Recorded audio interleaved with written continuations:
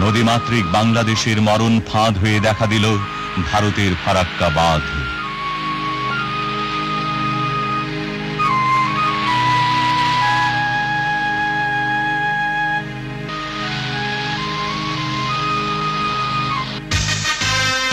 মাওলানা ভাসানী বিক্ষুব্ধ জনতার পক্ষে প্রতিবাদে হন সোচ্চার।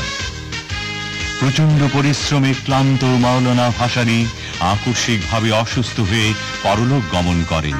জিয়াকে লক্ষ্য করে একবার তিনি বলেছিলেন, দুর্নীতি ও স্বজন প্রীতিমুক্ত এত কঠোর রাষ্ট্রনায়ক তিনি আর দেখেননি।